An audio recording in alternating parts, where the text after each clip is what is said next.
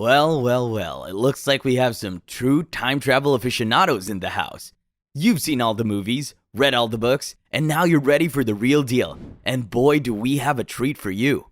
In this video, we're going to take a deep dive into some of the most mind-boggling and downright strange time travel stories from real people. We're not talking about some Hollywood scriptwriter's wild imagination. These stories come from ordinary people just like you and me.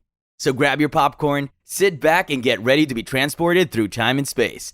This is one video you won't want to miss. With that said, let's get started. Number 5. Once upon a time, on a farm far, far away, there lived a 10-year-old boy named Thomas Johnson. Tommy loved to play with his friends, as any other 10-year-old would. But what set Tommy apart from his peers was his fascination with the forbidden pond on his family's farm. You see, Tommy's dad had forbidden him and his friends from visiting the pond without adult supervision. Why, you ask? Well, because weird things have been happening around there lately. Strange things, unexplainable things, things that would make you question your own sanity. One day, while Tommy was playing with his friends, he couldn't resist the temptation any longer. He had to see what was in that darn pond. His friends tried to talk him out of it, but Tommy was determined to explore the forbidden waters. So he waded into the pond. The water calm and still. But out of nowhere, the water started to churn, waves whipping throughout the pond. The water began to spiral and a hole opened up in the middle, forming a suction that pulled Tommy underwater. He disappeared out of sight and his friends were left speechless. Fast forward 58 years and the mystery still remains. Tommy's father, now a wise old man of 91, still mourned his son and visited the pond to remember that fateful day.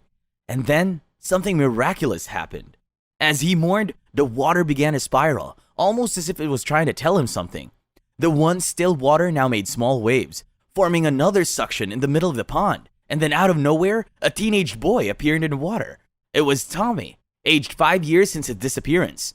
Tommy's father recognized him immediately, but Tommy was scared and reluctant to greet him at first. I mean, wouldn't you if you disappeared for 58 years and suddenly reappeared in a pond? But he soon realized that the old man was his father, and the two shared a touching reunion. The police were called, but they were skeptical. They thought Tommy could be a scammer trying to take advantage of the old man's wealth, but they couldn't deny the evidence. The old man knew things about Tommy that no scammer could know, so the two changed their names to avoid the media and disappeared without a trace. Some people say it was all just a made-up story to scare children away from ponds, but the missing livestock from the area begs to differ. Was it all just a crazy coincidence, or is there more to this mystery? We may never know. Number 4. Well, have you heard the tale of Sir Robert Victor Goddard, aka Victor Goddard, the senior Royal Air Force officer who claimed to have gone through a time loop? I mean, forget about the Bermuda Triangle. This guy flew straight into a time warp. Now that's what I call a real-life pilot episode of Doctor Who. So here's the scoop. In 1935, Goddard was flying his plane from Edinburgh to Andover, England, when he flew past the site of the former RAF station Drem in Scotland.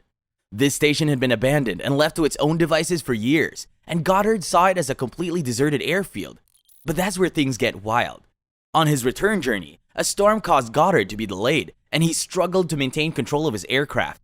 Suddenly, he saw the Drem airstrip through a gap in the clouds, and this time, the weather cleared up abruptly as he approached the runway.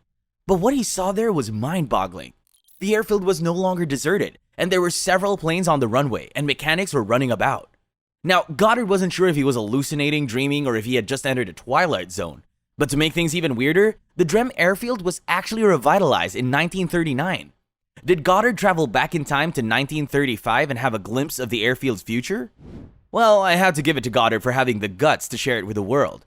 All we do know is that Goddard never forgot about this strange experience. In fact, he wrote a whole book about it in 1975 called Flight into Reality. I mean, who needs sci-fi movies when you got real-life stories like this? It's almost as if he wanted to remind us that even seasoned pilots can be completely baffled by life's mysteries. So what do you think? Did Goddard really time travel, or was it all just a figment of his imagination? Either way, it's a story that's out of this world. Number 3. Most of the time, stories about time travel involve someone going to the future to see flying cars, robots, and people with laser guns. But back in the late 90s, the internet was abuzz with a story about a man who claimed to have traveled back to the past. Yep, you heard that right, folks. We've got a reverse time traveler in our midst. Between 1998 and 2001, the internet was still pretty new and exciting, and everyone was free to express themselves in ways they never could before. Internet forums were popping up everywhere, and one particular channel caught people's attention. It was opened by a man named John Titor, who claimed to be a United States soldier from 2036. He said he was from a parallel timeline and was sent to retrieve an IBM 5100 in 1975 to debug computers in the future. He even shared some pictures of his time machine to back up his story. But here's the kicker, folks. Titor's claims were all on the internet and nowhere else. All attempts to interview him live proved to be a big fat zero. He wouldn't respond to anyone, and over time, people started to believe that this guy might have been a faker. But hey, let's not jump to conclusions too soon. We can still hold on to the idea of a reverse time traveler, can't we?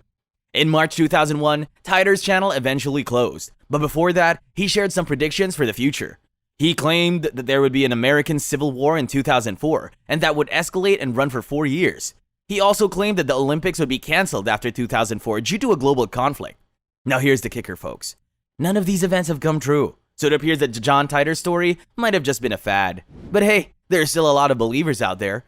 Maybe our timeline had a major shift that prevented his predictions from coming to pass. Or maybe, just maybe, he was a big old faker and we all fell for it. Hook, line, and sinker. Who knows? We may never know for sure. Number 2. Okay, buckle up, folks, because we've got another wild story for you. It's the year 1969, and two dudes by the name of Elsie and Bob are driving down Highway 167 in Louisiana. It's a Sunday, the weather's fine, and life is good. Until they see a car up ahead that looks like it's from the Stone Age. I mean, this thing is ancient. We're talking prehistoric levels of old. Now, Elsie and Bob are car enthusiasts, so naturally they're intrigued. They pull up alongside this relic and give it a thorough once-over. But that's when they notice something strange.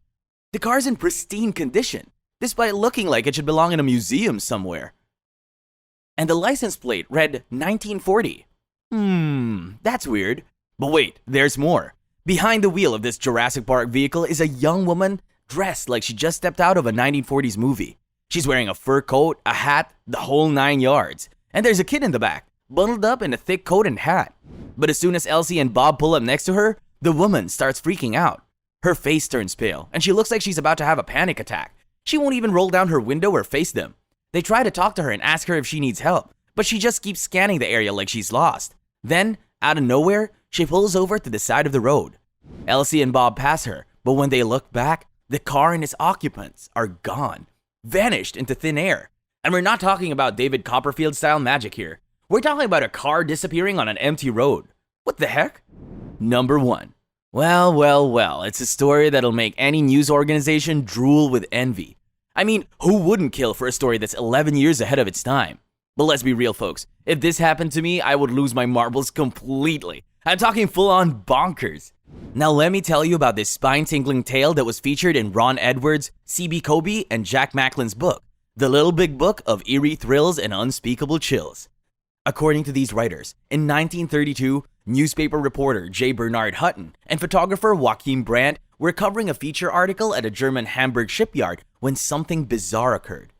As they were wrapping up their work and getting ready to leave the building, the sky suddenly was filled with fighter jets, and bombs began detonating left and right. Anti-aircraft batteries were firing, and chaos and destruction were everywhere. Hutton even asked a security guard if they could help, but they were told to hightail it out of there. Things only returned to normal once they entered Hamburg. The buildings looked good as new. There was no blood or violence, and it was as if nothing had ever happened. Hutton and Brand couldn't see any damage to the shipyard either, even though they had just witnessed a full-blown attack. The newspaper office didn't believe a word of what they were saying, and their colleagues chalked it up to the effects of alcohol. But then, in 1943, Hutton read a newspaper article about a successful air raid on the Hamburg shipyard by a Royal Air Force squadron. And get this, it was an exact replica of what he and Brandt had seen 11 years earlier. Now, call me crazy, but this story is freaky. I mean, how on earth could Hutton and Brandt have witnessed an attack that wouldn't happen until 11 years later? Maybe it was a glitch in the Matrix, or a tear in the fabric of space and time. Who knows? All I know is that if I were in Hutton and Brandt's shoes, I'd be questioning my sanity too. And if anyone dared suggest to me that it was just the booze talking, I'd give them a piece of my mind, and maybe a swift kick in the pants. But hey, that's just me. And that's all for now, guys. Thanks for tuning in. Hope you enjoyed hearing about the strange and fascinating tales we shared today. Well, guess what? The fun doesn't have to stop here. If you haven't already, make sure you hit that subscribe button so you never miss out on our latest videos. Trust me, you don't want to miss a single one. So go ahead, click that subscribe button, hit that notification bell, and join our community of fellow weirdos. We'll be back soon with another unbelievable story that'll leave you scratching your head and questioning everything you thought you knew. Until then, peace.